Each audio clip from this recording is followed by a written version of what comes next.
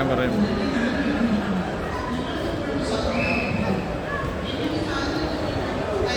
ചരിത്രത്തിൽ ഒരു ജനതയെ അറിവിൻ്റെ വെളിച്ചത്തിലേക്ക് തുയിലുണർത്തിയത് വിശുദ്ധ ഖുർആനാണ്. ബിസ്മില്ലാഹിർ റഹ്മാനിർ റഹീം ഇഖ്റാ ബിസ്മി റബ്ബിക്കല്ലദീ ഖലഖ ഖലഖ ഇൻസാന മിൻ അലഖ്. വായിക്കുക, നിന്നെ സൃഷ്ടിച്ച നാഥൻ്റെ നാമത്തിൽ. മനുഷ്യനെ അവൻ അറിയാത്തത് അഭ്യസിപ്പിച്ചു, ഭ്രൂണത്തിൽ നിന്ന് സൃഷ്ടിച്ചു, പേന കൊണ്ട് പഠിപ്പിച്ചു. ഒട്ടകങ്ങളുടെ മുക്കുകയർ പിടിക്കുവാൻ മാത്രമറിയാവുന്ന ഒരു ജനതയെ വിശ്വനാഗരികതയുടെ ഉടമകളാക്കിയത് പ്രവാചക ദൗത്യമായിരുന്നുവെന്ന് H.G. വെൽസ് നിരീക്ഷിച്ചിട്ടുണ്ട്.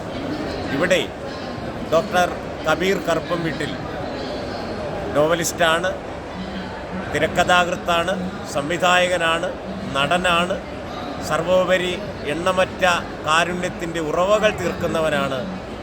പ്രിയപ്പെട്ട ഹൃദയബന്ധു കൂടിയായ കബീർ എഴുതിയ ഉംറ തീർത്ഥാടനം, വിശുദ്ധമായ പുണ്യസ്ഥലത്തേക്കുള്ള തീർത്ഥാടന വഴികളെയും പുതിയൊരു ആത്മീയ നിറവിനെയും അടയാളപ്പെടുത്തുന്ന ഒരു പുസ്തകമാണ്. അതുകൊണ്ട് തന്നെ ഇത് മാനവികതയുടെ ഒരു പുസ്തകമാണ്.